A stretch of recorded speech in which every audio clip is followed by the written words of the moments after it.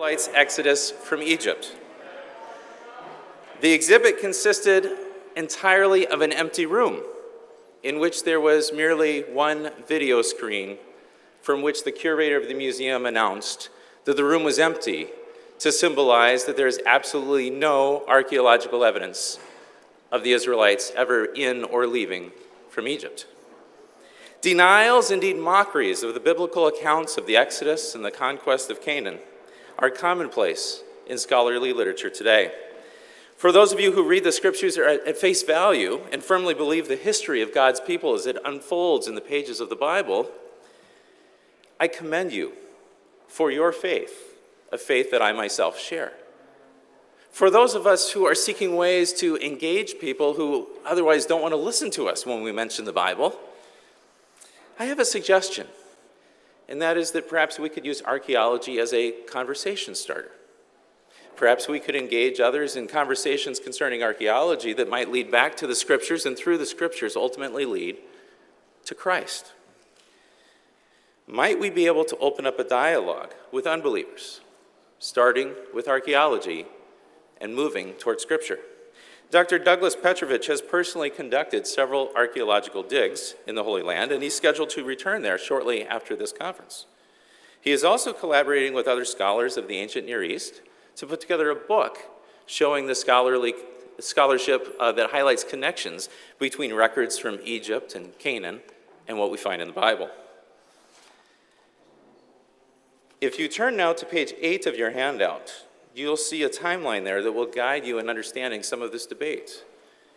You'll see an indication of when the Exodus and Conquest took place according to a biblical timeline, as well as this competing theory, the so-called late Exodus theory, and then there's a third one that's not even on the page, because the third idea is that none of this ever happened at all, the extreme view of skepticism.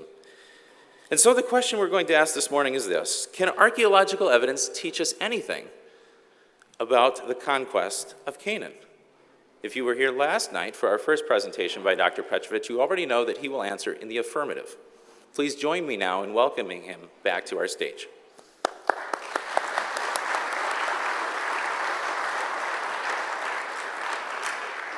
Ooh, thank you for the lights. That's perfect. Now you can see better. Good morning. I hope all of you who were here last night slept well, or at least enough. If you are in the very back of the room, you may want to move forward, and you won't bother me at all whatsoever if you do, because you're really going to need to see things pretty well on one of the screens. So feel free to move up if that would help you to see.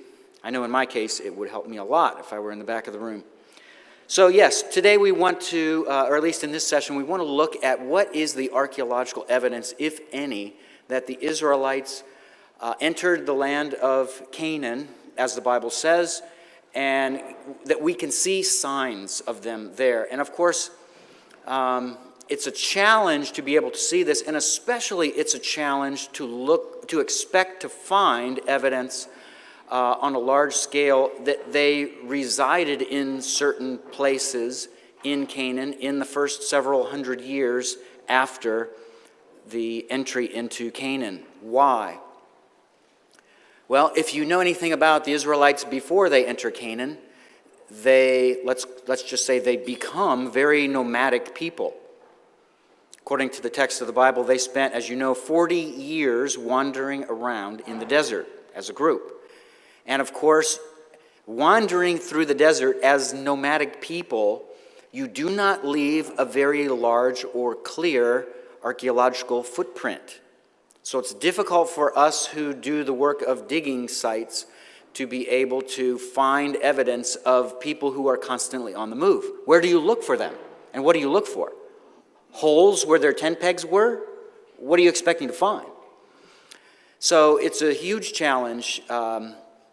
And for this reason, in the 20th century, there is a scholar named William Albright who was a very enigmatic person, a very bright man. And I don't even just mean as far as intellectually, but you could see his light shining from miles away when he came. He's the first guy in the room that you would notice, right? And he felt very strongly, because we do have little to no evidence of, at least at the time, of evidence of Israelites in in Canaan shortly after the conquest, because there's so little evidence, we can't really assume that the biblical chronology is correct about the timing of this, that it would have happened in 1406 BC, because that's the year, according to biblical chronology, I'm convinced, that the entry into the land should have taken place. So, where do you find the evidence? And that's what we're going to look at today. So, introductory matters. As I mentioned yesterday, and for those of you who may be here for the first time or listening for the first time, I do have published articles and works, handouts, teaching tools, and so forth that are uploaded to my page on academia.edu, and I strongly encourage you to be a member. You can be an independent researcher. If you're connected to any institution, you can log in to that institution if they have a connection to academia.edu. And almost any academic institution nowadays, college level and up, will have some type of representation there. So, for free, you can download my article on the Exodus Pharaoh. It's called Amenhotep II and the Historicity of the Exodus Pharaoh. That's my first published article. It was in 2006 in my home seminary journal in Southern California, the Master's Seminary Journal. And that, to this day, as far as I know, is the most comprehensive work ever done on the Exodus Pharaoh, the identity of the Exodus Pharaoh. Looking at what, according to the Bible, is a number of qualifications of the Exodus Pharaoh. There are certain things that have to be true of him. They have to be, if you're going to try to identify him with a certain person, a certain king in Egypt's history. So I deal with those issues, those requirements, and essentially hold them up against this king named Amenhotep II, and I try to demonstrate that by far he is not only the best candidate for the Exodus Pharaoh, he's the only legitimate candidate for the Exodus Pharaoh because of these stringent biographical requirements of the Exodus Pharaoh. So you can read that one, and then I have a 2008 article. So that article, essentially, the first one, the Amenhotep II, acts as a preparation for what we're going to talk about this morning. And then 2008 more directly deals with some of the things I'm going to talk about in this first slideshow. And that article is called The Dating of Hatzor's Destruction in Joshua 11 by way of Biblical, Archaeological, and Epigraphical Evidence. It was published by JETS, the Journal of Evangelical Theological Society, which is probably the most broadly based Christian academic society in America. If you don't know about the Evangelical Theological Society, you may want to learn about them and consider being a part of it. It's interdenominational, and it's a wonderful group. I don't agree with everything that everyone believes who's there, but that's not the point. It's a great place to present ideas and learn from other people who are doing research. And then in preparation, as Dr. McPherson alluded to, is a book that will come out hopefully in the next year or two. And the title we anticipate to be Joshua's Conquest of Canaan. That's the title, and then the subtitle will be Israelite Entry into the Promised Land at the End of the Late Bronze Age 1. And that is the archaeological period that we're going to be focusing on as our time frame for the entry into Canaan at the end of Late Bronze Age 1. And that, as he mentioned, also is on page 8 of your packet. So you should be able to find that there. And this book is going to be, I'll be editing this book, and numerous authors have already committed. Scott Stripling has committed. A number of people, a number of other scholars have committed to writing articles in there that are going to look at the very time of the entry into Canaan and the few decades after that. What evidence do we have that the Israelites were there? So kind of keep an eye out for that. And then the final introductory statement to make is that there is a biblical text connecting the conquest with the archaeological record. So, With that, we move on, and we look at some important passages that give us the ability, I think, to look at the archaeological record, to look at some of the sites that have been excavated or are partially excavated, and see if we can see with our own eyes any examples of Israelites being there, because there are 3 cities among all of the cities that were in Canaan that were conquered by the Israelites. Only 3 are explicitly described as having been burned to the ground, if you will, by fire. And that word is conflagration in the academic world. So if a city is burned by fire, it suffers conflagration. So what are the 3 cities? Here they are. Number 1, Jericho. And here's what the text says in Joshua 6:24. But they, the Israelites, burned the city. And in brackets, I'm just inserting what's in the context, which is Jericho. They burned the city, that is Jericho, with fire. So there it is. And all that was in it. So that is a thorough destruction by fire. Second city, Ai. Joshua 8:28. Now Joshua burned Ai and made it a permanent ruin. Right? That's important. There was at least a long period of time from the time that it was destroyed, at least until the writing of Joshua 8:28. And by the way, I'm not of the persuasion that Joshua wrote the entire book of Joshua. I think there are portions in there that he wrote, but I'm convinced that he didn't write the entire book. And that's not a problem. It doesn't say Joshua wrote the book. And no biblical writer says that Joshua wrote the book. So it's not any kind of compromise to the scripture. But it was burned, and then there was this long period of being in permanent ruin. It wasn't reoccupied. As archaeologists, we can tell if it's been reoccupied and when.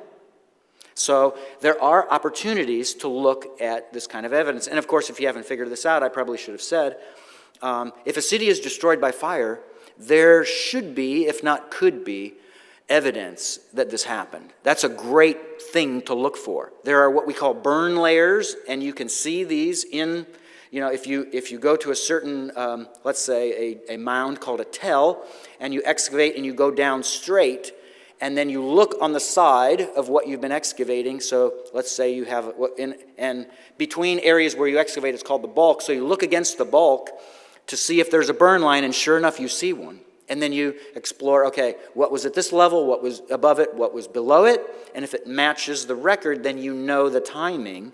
If you can define when that stratum was occupied above and when the stratum below was occupied, you can define when that burn line would have happened.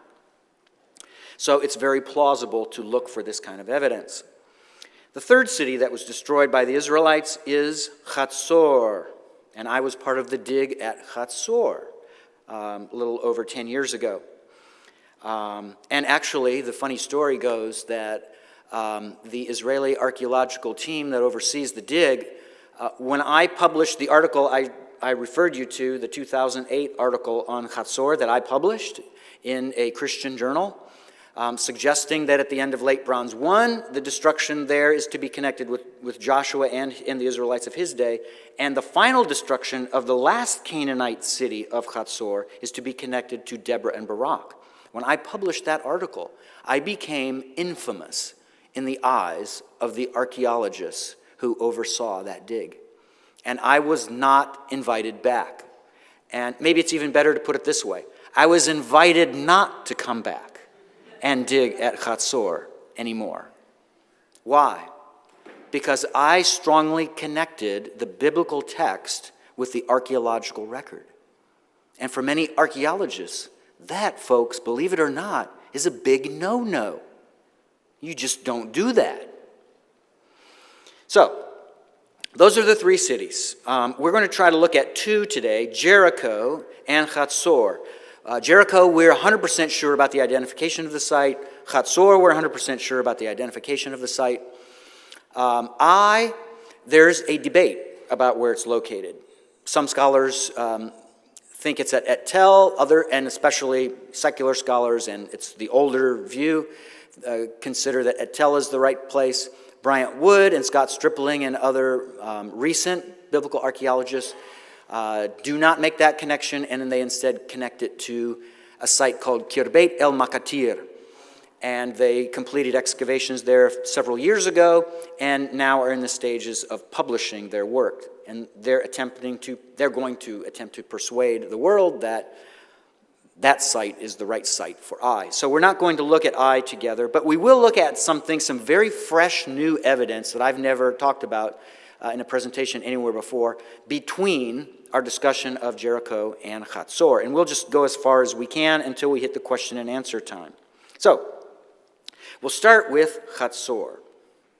So I make the point at the end here. Evidence of these conflagrations should be visible in the archaeological record if the proper strata are identified. And if you remember, strata, that's a plural word. It means numerous stratums, which is not really a word, but you take a stratum, that's a level at which people were usually occupying a certain site, and they leave behind remnants of their material culture in the form of ceramics and weapons and tools and precious stones and jewelry and et cetera, et cetera.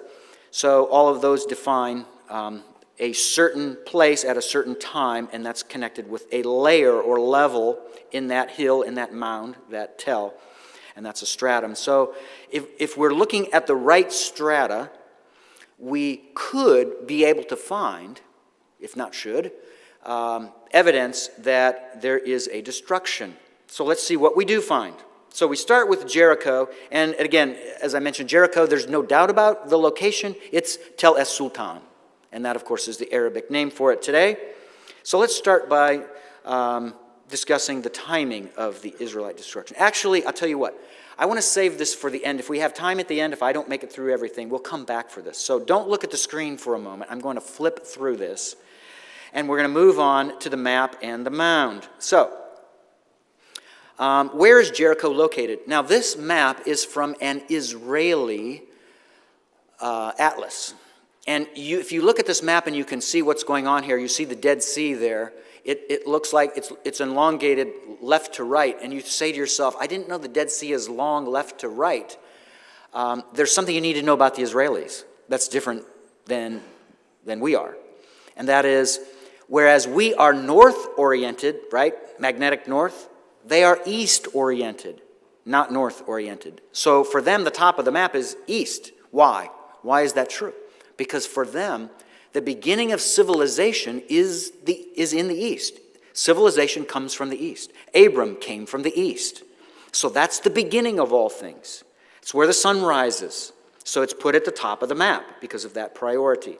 So to your left, as you look at this image, is north. And of course, that's the direction from which the Jordan River is flowing southward, right? Through the Jordan Rift Valley.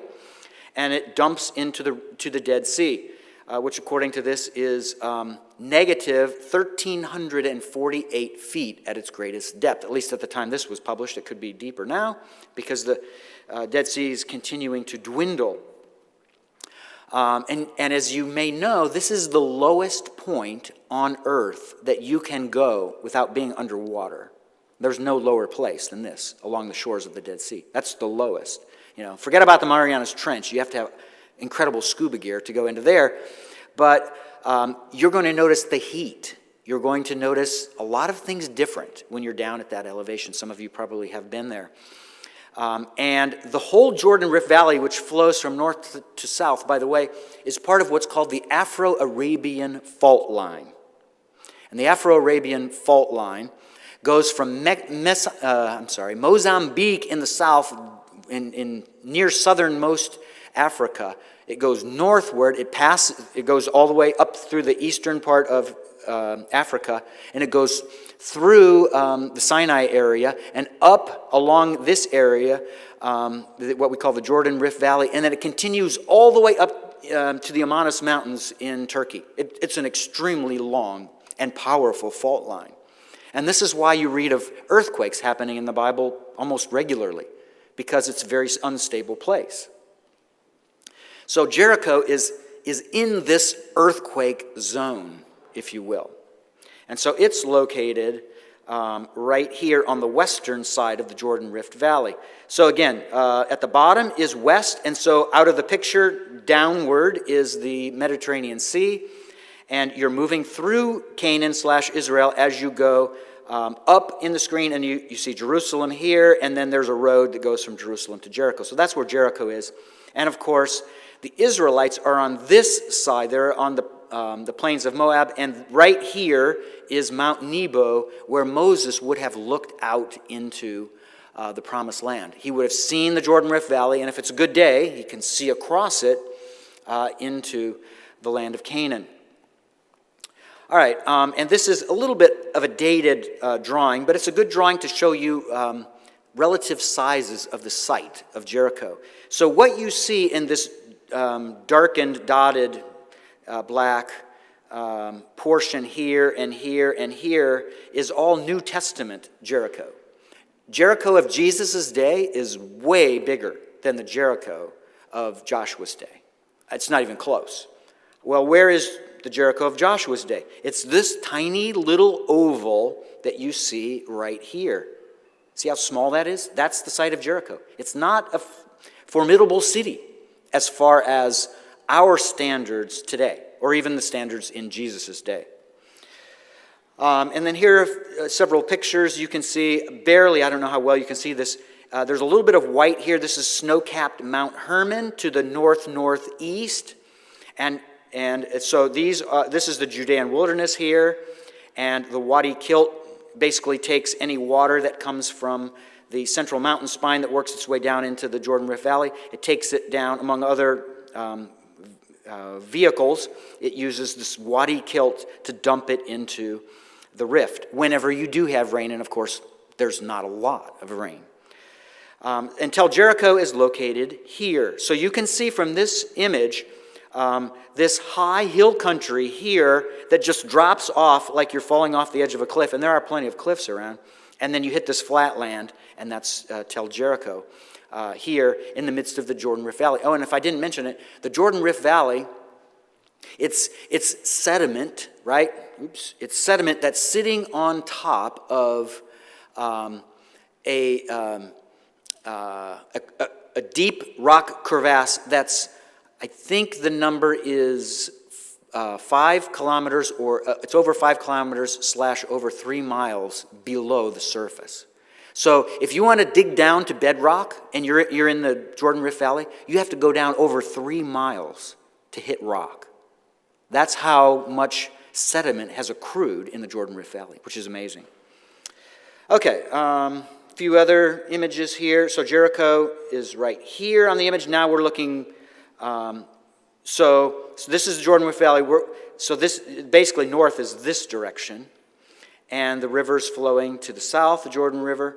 And so the end of, on the eastern side, the end of the Jordan Rift Valley is over in here, and that quickly ascends up to what we call the Transjordanian Plateau. It's part of Transjordan. And so sites such as the modern city of Amman, Jordan, is located right here, way up high, in much higher elevation than we're looking at here in the Jordan Rift Valley. Then this view shows us the Jordan River at the top, so we're looking pretty much to the east. And Tel Jericho in this view is located here, so you can see how close it is to the drop-off from the Judean wilderness.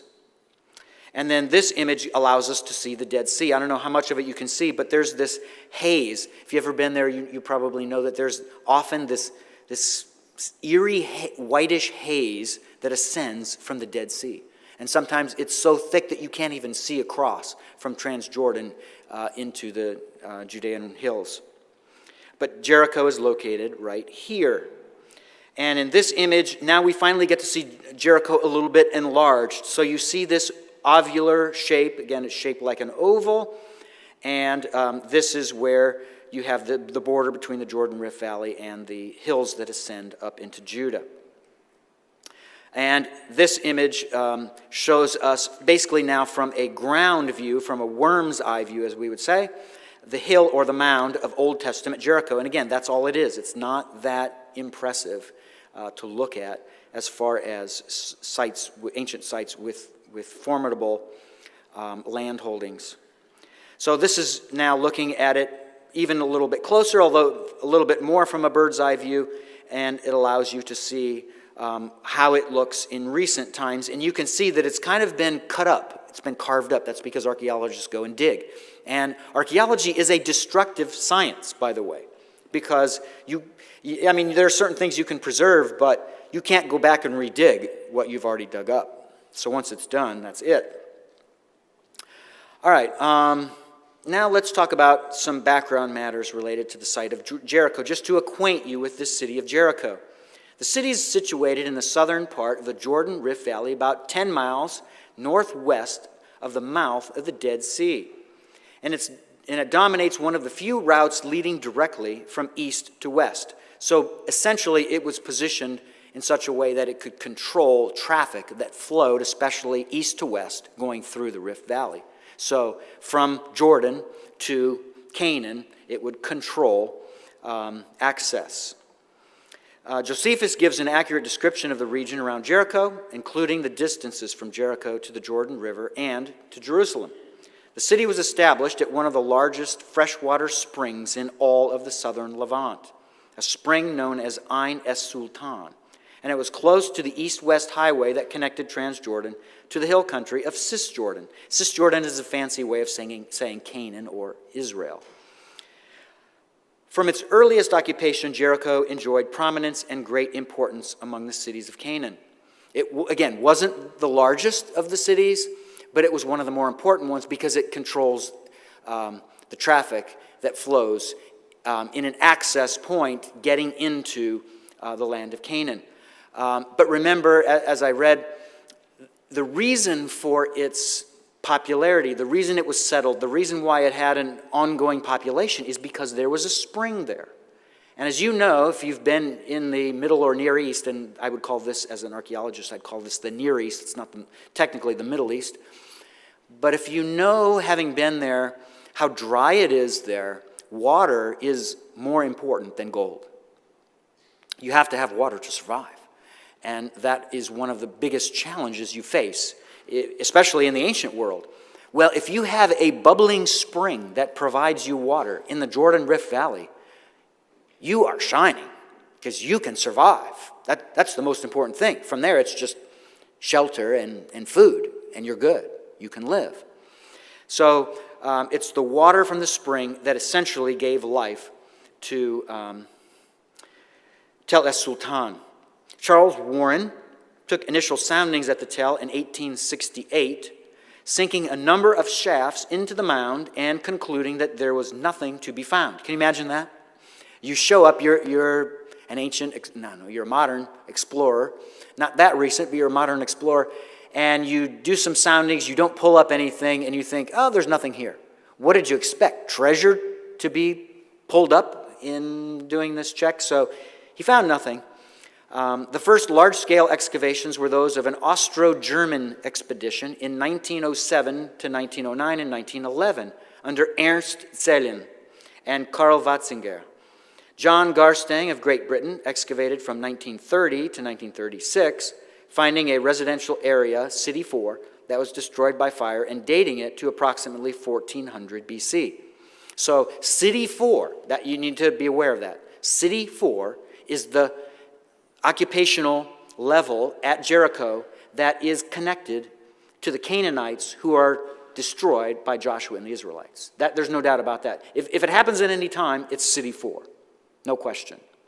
And so Garstang dated this stratum at 1400 BC. So he essentially agreed with the biblical record, because if you read my 2008 Chatzor article, you'll see I argue that the conquest took place from 1406 to 1400 BC. And if he dates it around 1400, he's in a 6-year window of the right date. So those of us who look at that applaud Garstang and his dating. Then his fellow Brit, Kathleen Kenyon, excavated from 1952 to 1958, correctly dating the Middle Bronze building that Garstang excavated and wrongly dated. She correctly dated it to the end of Middle Bronze Age 2, which is around 1560 BC. But she incorrectly redated the destruction of City 4 of Jericho to the end of Middle Bronze Age 2, which on page 8 you can see that that's earlier in time than this 1406 to 1400 window when the conquest took place under the Israelites. So that's too early. And there's a whole discussion that circles around radiocarbon evidence that if I had an extra session with you, we would talk about. But we do not have time for that today.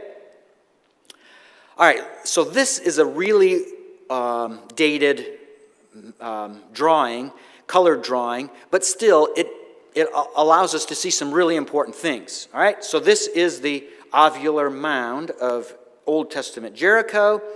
And there was, of course, a wall around it. And you can see that in blue here, this represents the Austro-German team at the beginning of the 20th century that excavated everything in blue. So you can see that these outer perimeters around the site, they excavated there on one end and then on the other end. And then they excavated large portions against the wall, such as here and here. And they excavated areas in the middle and then some miscellaneous areas as well. So they got around.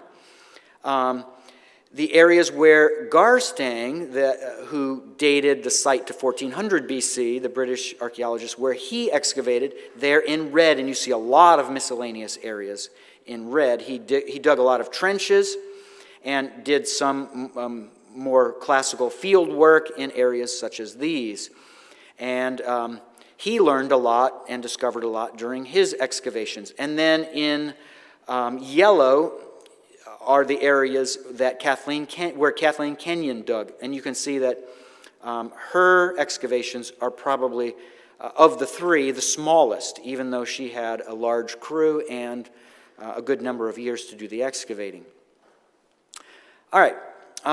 So now let's move toward this City 4 that we say may have been attacked and destroyed by the Israelites. So just some quick context. The archaeological age before the Late Bronze Age is the Middle Bronze Age. So we want to look at what are a few of the things connected to the Middle Bronze Age to prepare us for what we're going to expect to see at the time the Israelites arrive at the end of Late Bronze Age 1. So the dates are approximately, and these aren't exact dates, approximately 2000 to 1560 BC.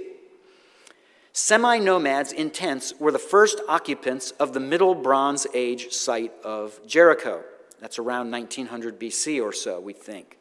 The first houses of the Middle Bronze Age had features quite different than those of the Early Bronze Age.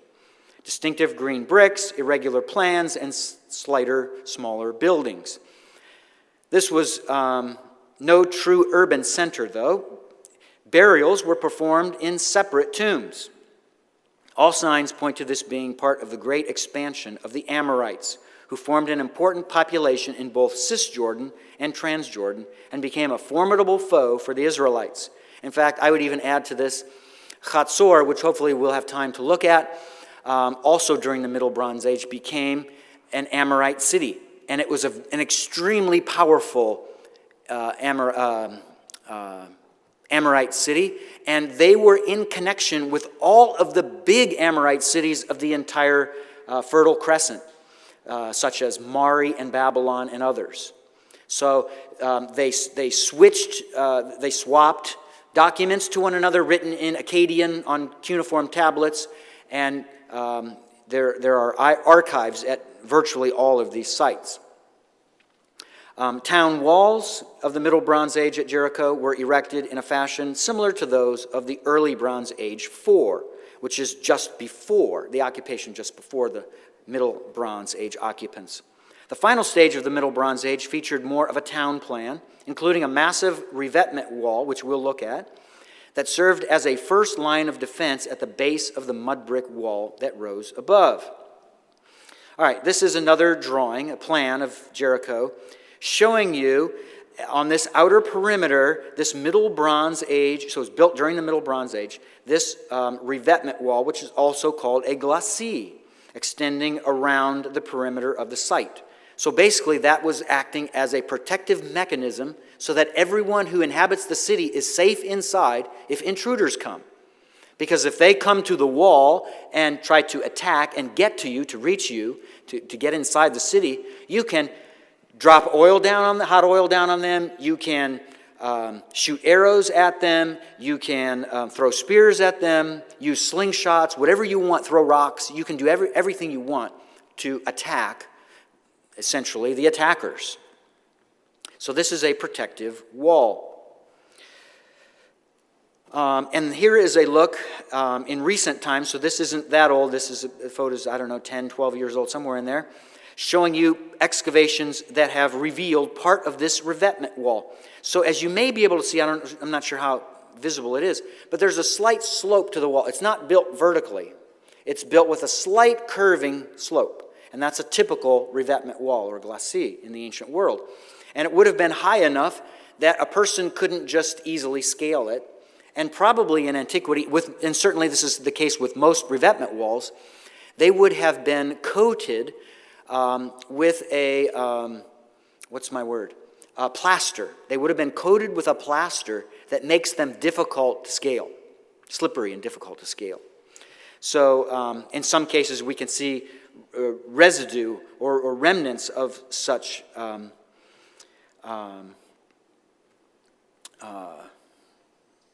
particles that stay back. All right, and here's another view of the revetment wall that excavations have revealed. And this one in even more modern times. All right, and that takes us to Jericho of the Late Bronze One Age. So in 1560 or so, we have this, and it doesn't happen overnight, it's this gradual change culturally into a new phase of life there, where the material culture of the people in Jericho and in the surrounding cities, it's different than it was, and so the pottery changes, some of the tools change, and so forth. So that change kind of happens around 1560, and this late Bronze Age 1 culture has its own unique characteristics. So, City 4, let's look at this archaeological stratum. The houses of City 4 that were excavated in the 1930 to 1936 and 1952 to 1958 excavations were small dwellings, which obviously points to more humble people, with small and irregular rooms lining two roads that in parts had shallow cobbled steps going up the slopes. Quote, many of these houses contained a large number of jars filled with grain, end quote, as Kenyon admitted, and both Kenyon and Garstang before her had found. So both archaeologists discovered almost an unlikely number of large storage containers that were full of grain, that retained some level of what they consist of from antiquity until today. They were preserved. The paths or roads revealed that this was an ordinary part of town. Storerooms and shops were on the ground level, while living rooms were on the second floor, which is easily understood given the heat that must have existed in the Jordan Rift even at that time. Garstang referred to the middle building that he found as a palace and dated it to the same era as the houses of City 4, yet Kenyon rightly demonstrated that it belonged to a later date. So, once again, a drawing, this one showing our revetment wall, and here is a plastered rampart that exists between the revetment wall and this conjectured line of an upper city wall. So here in Area A, we see part of Garstang's excavation, and these two areas designated B are where Kenyon excavated that we just talked about, where they had these normal houses, actually small houses, and large jars full of grain. So here is a overhead drawing of some of Garstang's excavations and then Kenyon's, showing what the rooms and houses would have looked like in this area. You can see that many of them are contiguous, which means they share walls together, common walls. And so it's a very humble environment here in Jericho of the City 4 era. And this is an old black and white photo, which is really fantastic, showing you the remains at the time. And you can't see this. If you go to the site today, you can't see anything like this. So it's preserved only in photos. But these are photos of the actual excavation results, showing you the certain walls of buildings and rooms that have been preserved. And obviously they probably would have been higher in antiquity and would have been roofed in most cases. But the remnants are all we have, and they're preserved usually to several feet, up to 6-8 feet at the highest, but usually around 3 to 5 feet. And here are remains excavated by Kenyon, not too far away, that we saw that area B. So you can see a nicely built wall here and here, fairly squared. Stones that are seemingly hewn and lined up together of the same size, so there's some beauty involved. So these houses opened onto a street that would have obviously had access to the rest of the city. Here is this towering stone revetment wall of City 4 in one of the old black and white photos, and this gives us obviously more perspective of the height of the revetment wall. You can see that this is a formidable wall. You aren't going to scale this easily. So at the base of the tell was this revetment wall that was 4.6 meters or 15 feet high, as far as we know. That's pretty high of a defensive wall. The revetment wall held in place a massive earthen embankment that was covered with a plastered rampart or face extending to the top of the tell. 2 red walls made of red mud brick protected the city, one atop the revetment wall and one on the earthen embankment. So we'll see that in a moment. And this is a drawing of what that would have looked like. So you have the height of an average person standing here, and this, of course, is the tell, part of the mound. And so the revetment wall, let's say he's an attacker, wants to come into your city, he has to go up against this stone revetment wall, right, that may be plastered in antiquity, which is, 15 feet high. So that's problem number 1. How do you get through that wall or get over it?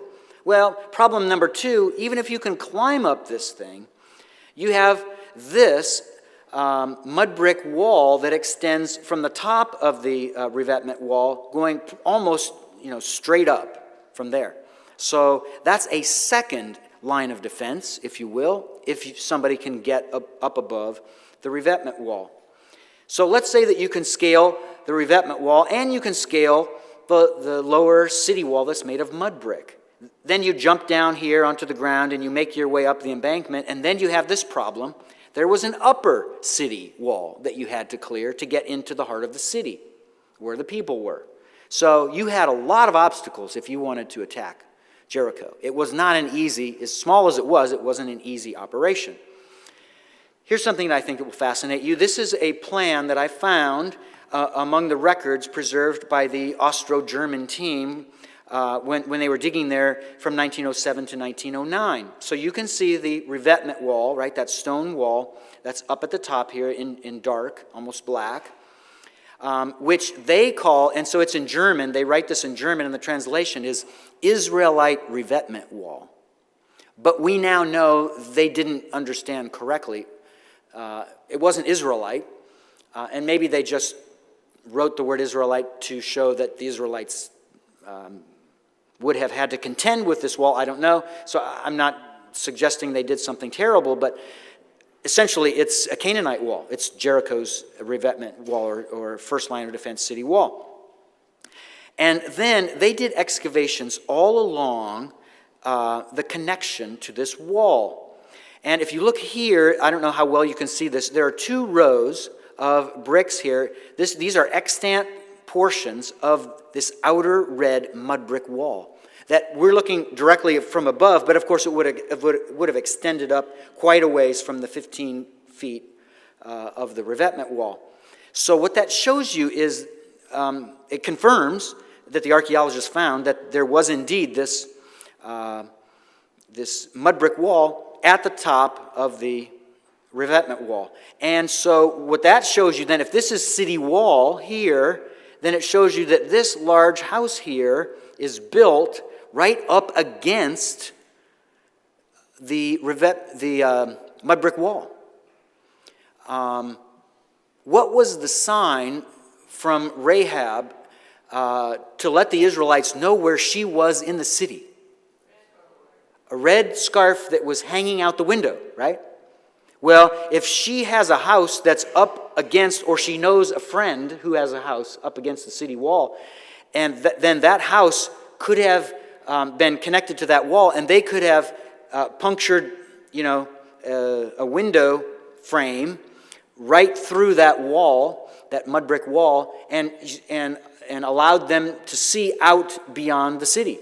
So from that position, easily a red scarf could have been hanging where the Israelites would see and know that this is the house of Rahab. It fits. The archaeology fits what the biblical text suggests. All right, now let's look at some of Kenyon's work. Remember, she is this British archaeologist who was digging at the site after Garstang. And so all of this, of course, is debris of various periods. This is part of the tell here. And this darkened area here with this slight curve, that's our old friend, the revetment wall, dating back to the Middle Bronze Age. And if I didn't mention it, that wall continued to be in use during the Late Bronze Age. So it outlasted the Middle Bronze Age peoples who built it.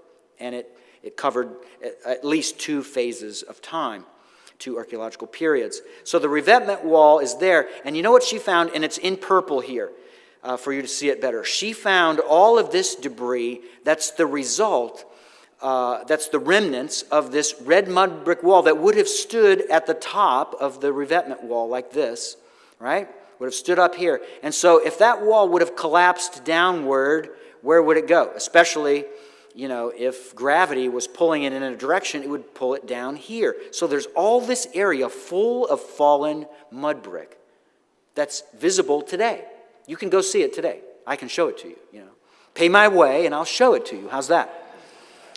Archaeologists live on shoestring budgets, by the way. So this image shows you this cutout drawing the revetment wall and what it would have looked like with this mud brick wall attached. So the wall just falls right down there. So she refers to these as fallen red bricks. Well, here are pictures. You don't have to pay for me to go with you. You can just look at these photos and see the same thing. Revetment wall here, and look at all of this orangish material. Do you see that? That's red mud brick wall that had collapsed from the wall above. Fascinating. And of course, you'd expect that if an enemy were attacking from the outside and was breaking through the wall, that not all, but a lot of the debris would be on the inside of the revetment wall, wouldn't it be? Not on the outside, but most of this debris is on the outside. So gravity took over. It doesn't seem like it was destroyed by attackers punching through the wall toward the city, toward the inner part of the city. And this is an artist's reconstruction of the walls that we've been talking about. The revetment wall is made of stone here. The red mud brick wall of the outer red mud brick wall, and then the inner red mud brick wall above. And some houses are projected to have been built in between them as well. And of course, which side of the railroad tracks do you live on at Jericho? Are you above or below this inner wall? Well, if I can afford it, I'm buying land up here, inside the inner wall. And then the artist has reconstructed a possible hole in the red mud brick wall with I added a little red ribbon, coming out, that this would have been symbolic of what Rahab set out there. Okay, and this is a colored rendition, basically, of the same thing. Real estate values here below the upper mud brick wall must have been low, since the houses were positioned on the embankment between the upper and lower city walls. Not the best place to live in a time of war or attack. This area was no doubt the overflow from the upper city, the poor part of town, perhaps even a slum district. And here's Bryant Wood. He is a biblical archaeologist. He's my my archaeology mentor. He's in his 80s. He's getting close to where he can't really do much more out in the field. But at this point, some years ago, he's pointing to some of the remains of this red mud brick wall with the excavations actually by an Italian team that's in much more recent times that did work there at Jericho. And so here is, again, more of this red mud brick. And these photos, and here's Todd Bolin pointing to another patch that's survived on the outside of the revetment wall. Oh, I forgot to mention here. In this image on the right is a little bit of the late Bronze Age burn line. You can't see burn line everywhere. It's not like everywhere you dig, you're going to see charred remains. But in many places you will, and this is one of those places. And this is the destruction of City 4, no matter what your view is on when it happened. This is City 4 burn line that's connected to the destruction of Jericho. And you can see it in a much greater scale if you're the archaeologist doing the digging, such as this cutout that Kenyon left behind showing this massive area of burn line. So all of this area, it's much thicker than just a small portion. It's extremely thick. And it's all remains of this city that was destroyed by fire. And of course, that's what the Bible says, that Jericho was completely destroyed by fire. And then these are some of the stones that were excavated with burnt material right on top of them. So you're seeing the result. It's a little bit hard to tell. There's some charred remains here. Most of them had already been removed, but charred remains found all over this ground level walkway. This cobblestone walkway was just covered with charred remains, showing the terrible destruction by fire at the city. Then, fascinatingly enough, they also found in some of these bulks, and remember the bulk is the area where if you're going to excavate and you dig down, it's what remains. As you're digging down, this remains kind of like a wall on the side, and that's the bulk. So looking at Kenyon's work, you could see storage jars, some of them full of grain that were visible in the bulks. And then here's a close-up of some of these storage jars. Then, this is an old photo, an old black and white of Kenyon herself, a photo that she took or her people took, where she recovered 6 bushels of grain in one season. I don't know how well you can see this or not, but here are the pots, the large pots like this, right? It's rounded at the top, and this would be the rim right here. And here's one that's fully open. These are the edges, the broken potsherds, the edges of this pot. And in this area right here, they found literally 6 bushels of grain. Now think about this for a minute. You're in the ancient world and you're an attacker. You're going to attack a city. You have an army to feed because you have to have a sizable attack force to defeat the enemies inside the city. How do you feed them? Well, probably your rations are dwindling by the day as you besiege the city. Finally, you work your way in, you conquer the city, you kill all the people, and you see that it just happens to be harvest time and there's grain in these large storage jars, right? What do you do if you are commander of the attackers? You open the storage jars and you hand them to your soldiers and you say, eat, drink, and be merry. Right? That's not what happened here. Well, if this is the biblical site of Jericho and these were the Israelites, what did they do? They left it as was. Why? It's like the principle of sacrifice. What do you sacrifice for the Lord? What does the Lord want the most? Your first fruits. Why does he want the first fruits? Because that represents a sacrifice. Because you don't know if you're getting second fruits or third fruits. You sacrifice what comes first, give it to the Lord, and trust him to take care of you from there. That's what he loves to do. That's the kind of giver he loves. So, first fruits. He wanted the city of Jericho to be the first fruits among all of the cities conquered by the Israelites. So, he put a ban on taking things from the city. And can you imagine, you are a tired Israelite farmer, herder, who's been turned into a herder with a pitchfork who's now a warrior, and you're attacking this city, and you're not eating very well, and you see these large storage jars full of grain, man, you must be tempted to just dig right in and cook yourself up some bread. But you can't, because this city belongs to the Lord. So whoever the attacker was, two options. Either the attacker was the Israelites, and they took seriously this part of the ban, or these were some real idiots who should have been busy feeding themselves, and if not, keeping the grain with you for future attacks, right? And for future sustenance. So it doesn't make a lot of sense archaeologically. Can you imagine the archaeologists getting to this saying, why are these full of grain? Makes no sense unless you take the biblical record seriously and connect it to the ban that exists that God levied against the city of Jericho after the Israelite invasion.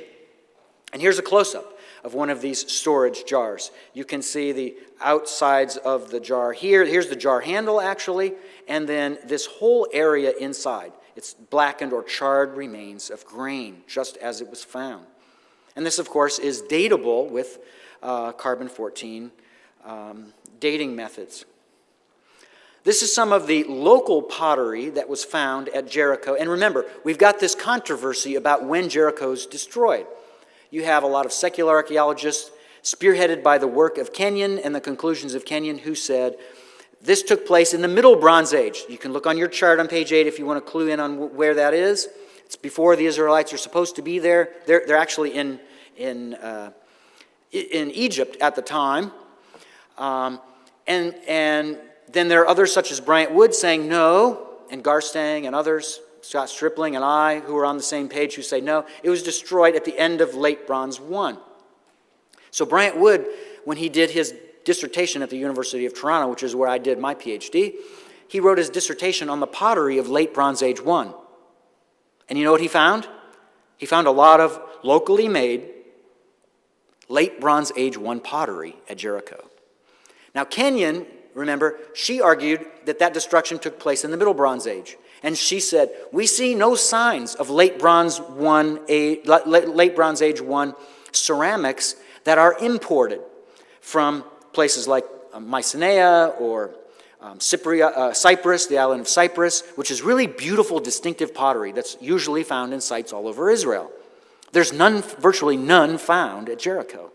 And she said because of that, there's no Late Bronze 1 imported pottery there. It's not a destruction of, the destruction of the city is not dating to the Late Bronze 1 age, it's dating to the Middle Bronze Age. But Bryant Wood argues, no, Kathleen Kenyon, you've got it all wrong. It's not about foreign pottery. And think about this. You're inland in the Jordan Rift Valley. It's not like a lot of imported pottery is going to get to you in a small city like this. But there's a lot of locally made pottery that's diagnostically distinctive of the Late Bronze 1 age, not the Middle Bronze Age. And you're seeing some of it here. So this pottery reveals, it screams out that this is an occupation of Late Bronze Age 1 that ends in approximately 1400 BC, which fits with biblical chronology perfectly. And here is a nicer color view of some of this pottery that you can see here. And in addition to pottery, we have datable scarabs. And now we're getting into my territory, Egyptology. Egyptian language was the first minor of my PhD.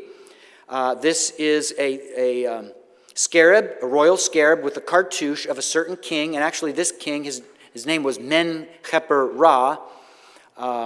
Great is the manifestation of Ra. That's one of the solar deities.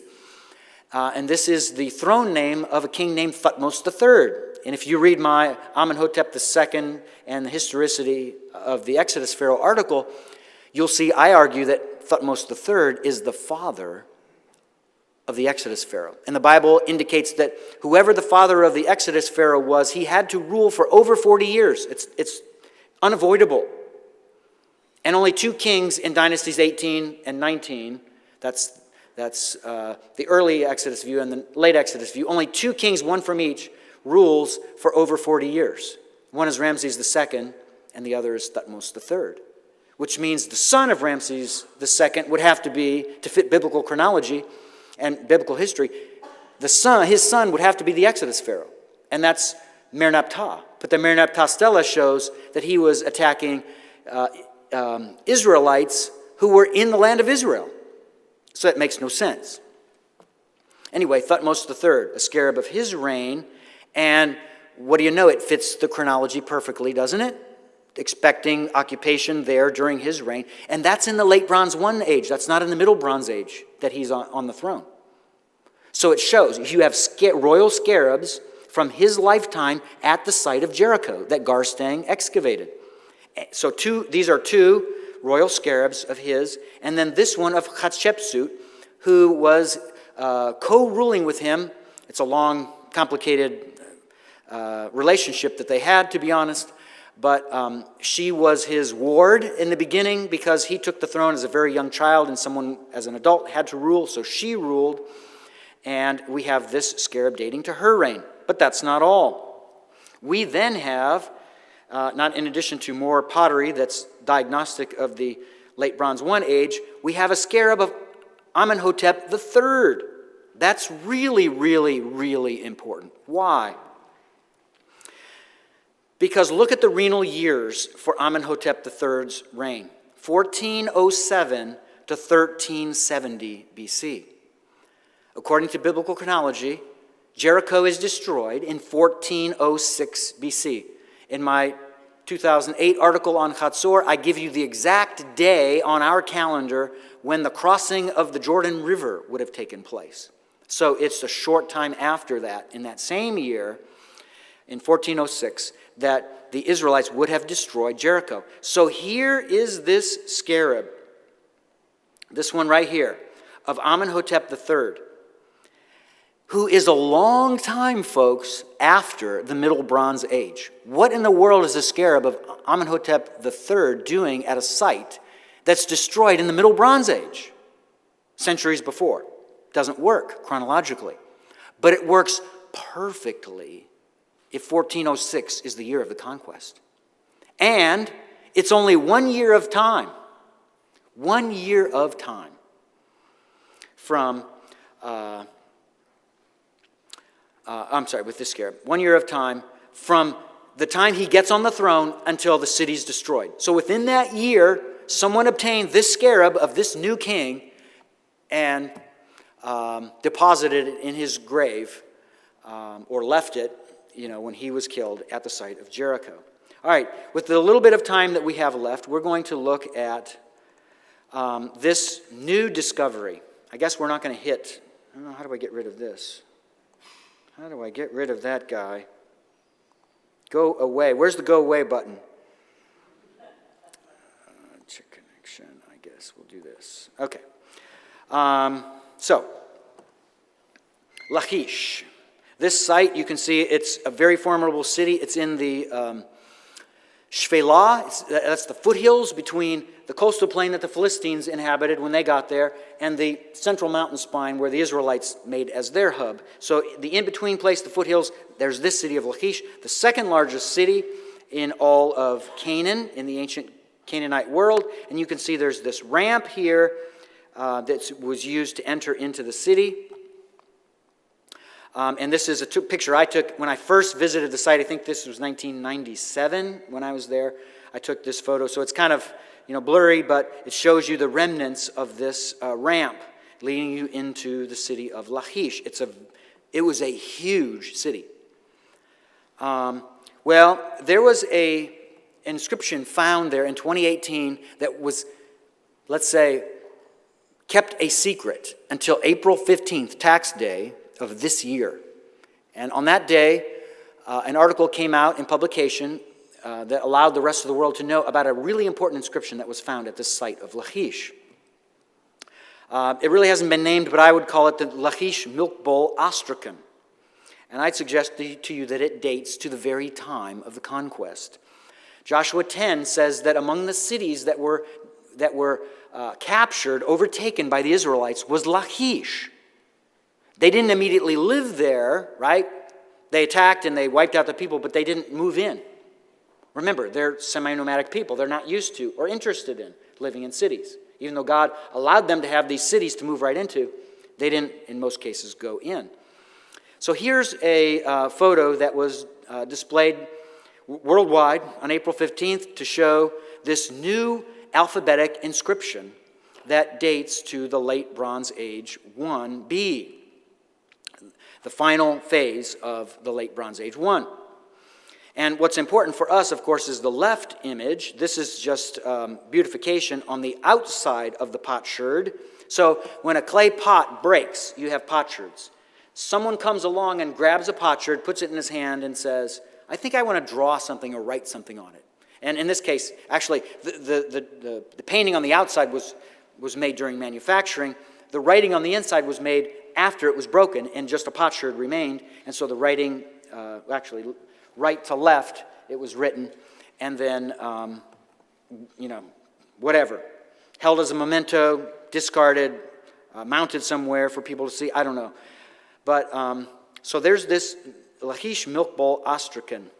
And it was found right here in Area S, which is fairly close to the city wall. Very close, actually, to this city wall of late Bronze Age 1. And here is an image of where it was found. So it was found in this room, in this part of the room. It was found above where the X is, but not on the ground floor. So what you're seeing is the ground floor of this room. But if you were to look at this before they got to the ground floor, it's several feet up. It's up this high to where this yellow line is horizontal. That's the point at which it was resting. And the find spot of it was close to the corner of City Wall L1220 and its uppermost preserved stones. So from this image, we can see now the find spot. I'm pointing to it with this blue arrow here. It's this triangle in black. Here is the City Wall 1220 here. That wall was built in the earliest part of late Bronze 1 at Lachish.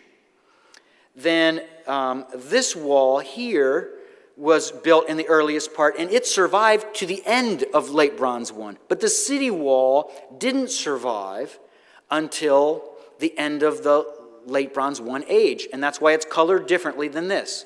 It's colored this color to tell you that by the time the first or second phase, third or phase of late Bronze 1 at Lachish, by the time that ended, the wall was in disuse. It wasn't in use anymore. And if you look at this very carefully, you can see this curved place here where there are no stones that are part of the wall. And if you go back to this image, you can see that very thing here. This curved out area is here. So when the last, when what's called, let's see, it's S3B. When S3B is destroyed, it's the second occupational phase or subphase of late Bronze 1. When the city is destroyed, the wall goes into disuse, which means it was torn down to probably this height, and it showed that there were no stones of the wall left in what was preserved. And look at this area here. Okay, this is wall 1220 here, and this is the top of it, right, at this height. And it should be at this height where this line is. It should be this height all the way across, but instead there's this bow in it. The archaeologists don't talk about this in their published article, but that suggests to you someone broke into the city through the wall, very likely at this point. And where is this inscription found?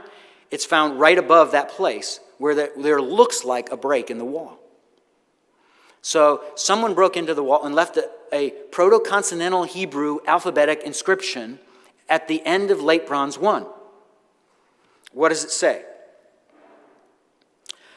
Thank you. It says, okay, so here's the drawing, and then I, as an epigrapher, I work on PowerPoint, Microsoft PowerPoint, and I put an image onto a frame in PowerPoint, and then I do an electronic drawing using the cursor. So you can draw freely anything that you see, right? You can do all the curves you want, and you can turn it into a glob, you can turn it into a rectangle, any shape you want. And then when you're done, you can use the edit points feature to go back and correct your work to make it precise, which I, as a detail freak, like to be precise. So I would always go back and make these precise drawings of letters and things that needed to be documented. So there's my drawing of what is in this inscription. So this is in thick black what would be the letters of the inscription. In orange, I've recreated a broken off part of this potsherd. So when the person who wrote on this piece of pottery, this potsherd, originally inscribed, actually it's painted, when he painted on here, it would have been a little bit larger, and this portion of this letter and this portion of this letter would have been visible, but this part broke off. And it's easy to reconstruct what this would be, even though the excavators didn't try to translate this word, which is a very easy Hebrew word to translate, to identify and translate, if you know the alphabetic script of the 2nd millennium BC. But the epigrapher, that's someone who works with ancient inscriptions, the epigrapher who worked for them wasn't an expert on 2nd millennium BC alphabetic inscriptions. He's an expert on 1st millennium BC alphabet inscriptions. So he didn't read this correctly. This is the N letter. That's a snake, which is Lachish in Hebrew. It makes the N sound. This is another snake. And this is not a snake. How do I know? Oh, that's my reading. Because if you put a line at the base of each of these, that's an N, that's an N. So the snake's head is up here. Snake's head is up here. It's off the ground. This one, the snake head in the ground, doesn't work that way. There's an extra curve. There's 1 curve, 2 curves, 3 curves, which are essentially supposed to be strokes. And in most cases, they're straight. So 1 stroke, 2 strokes, 3 strokes. That's the typical writing of the letter N. 3 strokes for a snake. It's like head, neck, body, if you will. That's how they typically are made. This isn't that. This is curve, and then this is more or less straight. So there are 2 strokes to this one. This resembles the S38 hieroglyph, which is a variation of the S39 hieroglyph, which is the hieroglyph after which the Israelites modeled their letter for the L sound, from lamad, which means to teach or to learn, and it's the verb that's connected with a staff, a shepherd's staff, that the shepherd uses to hit his sheep to get it away from the crevice, or to spank his child, right? It's a teaching tool. That's what it is. And their letter is named after that. So they see a staff and they think lamad, to teach, right? So they pronounce the L sound. We'll talk about this in the next session. So that's clearly an L, lamad, and that leaves us with this. It's eved al. So servant, over or in charge of, and then this word is honey. So that's what it means, servant in charge of honey. This will be in an article that I'll publish this fall, so you're getting a teaser, a taste of it. This pictograph, or this letter in the middle, is not part of a word, and it's a bit of a mystery as to why it's there. In my article, I'll save it for then, I'll tell you why I think it's there. But it's difficult to try to pin down. So what's the biblical connection?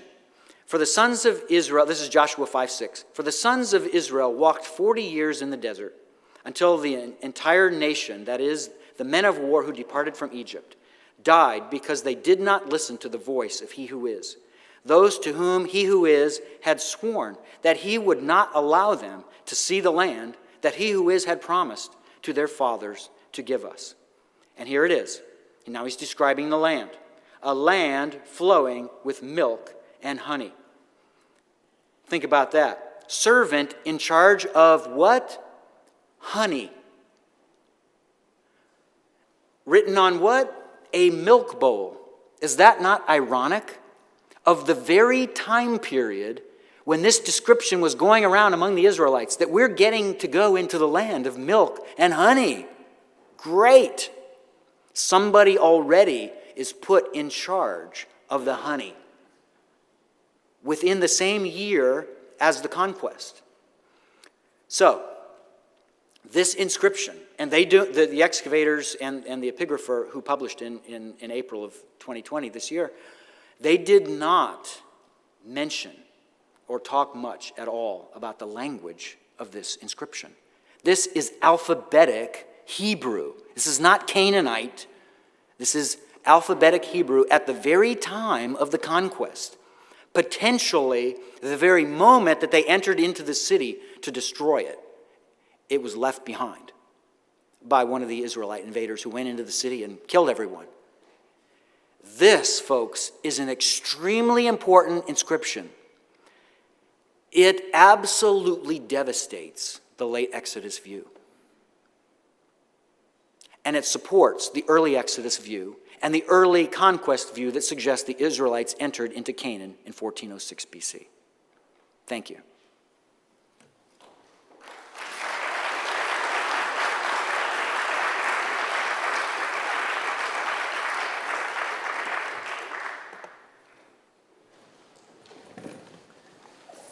Thank you again, Dr. Petrovich. We do have some time now for some Q&A, and so I invite those who would like to ask a question of our speaker to gather at one of these two microphones in the center. There's one toward the front and another toward the back of the room.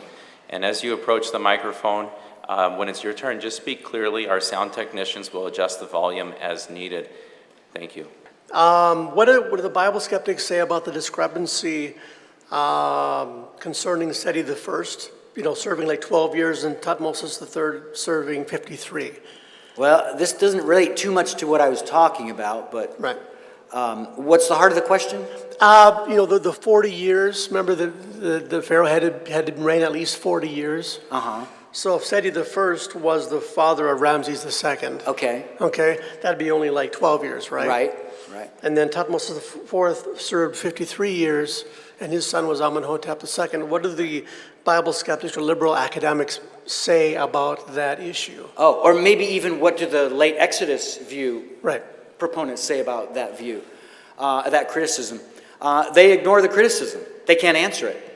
They need a pharaoh ruling over 40 years before Ramses II, if Ramses II is the Exodus pharaoh. Right. And they don't have it.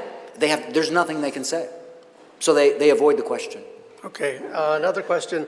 Mummy Man E, have you heard of the screaming mummy before? The screaming mummy. There was a contention that it might be related to Plague 10. I don't know if you've ever heard of that before. No. There was a mummy they found a mummified individual that had some kind of royal indicators that was buried within it. Okay, is it dateable by pottery or I don't scarabs? believe so, because it was in a cache of different ones that were, how they transfer every once in a while. There was no specific indication on which tomb it was specifically found. And I was wondering if you've ever heard of the screaming mummy before, Mummy Man E, I believe is what it's called. Yeah, and I would say if we can't with certainty date the time of the burial, then we're really on loose ground to try to connect it to some event in biblical history. And we really need to be able to tie things together tightly. So it just becomes, in my mind, it just becomes speculation that there's a connection. And I can't see any justifiable reason to do that without such tight evidence. Okay, one more, and I promise I'll be quiet. Concerning Jericho, I noticed I've been doing research the last 20 years or so on TV Bible documentaries and how horrible they are. I mean, I'm sure you had a few to choose from.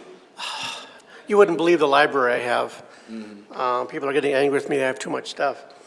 But I noticed that when they do the ones on Jericho, they talk about Garstang, they talk about the ones prior to him, and I know they talk about Kenyon, but they do not go beyond Kenyon into Bryant Wood.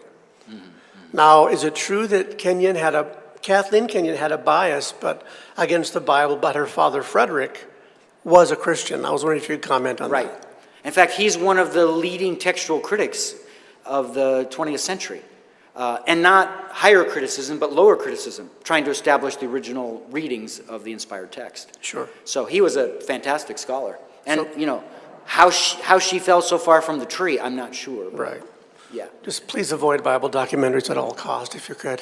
Thank you, sir. And the good news is there are a lot of great Bible documentaries now being made by Christian filmmakers who have a commitment to inerrancy and a commitment to wanting to present good material. Sure. So it's a different day.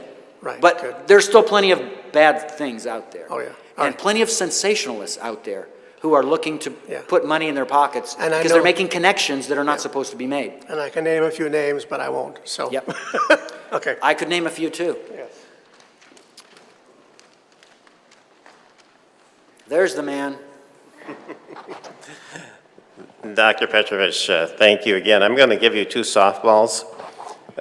First one is people have asked me, really now, could grain survive for 3,000 years? You show the pictures of the grain in Jericho. Second softball, considering the fortifications of Jericho, you'd think an invading army would besiege it. You besiege a city, what do? They eat the grain. How do you explain that?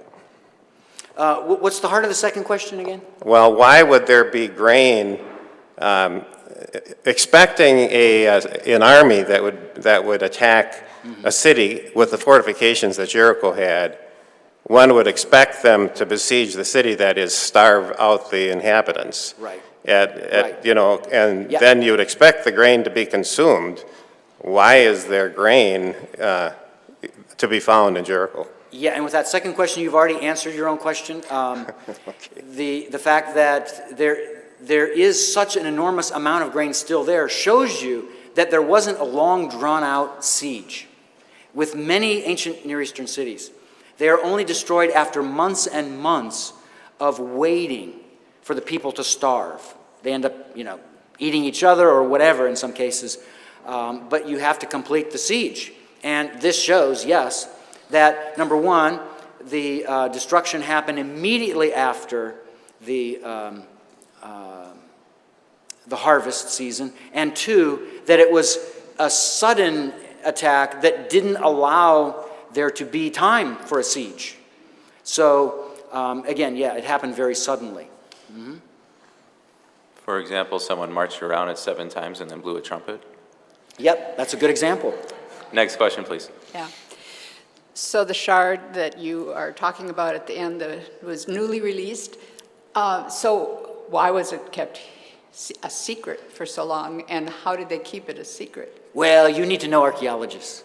They're secretive people.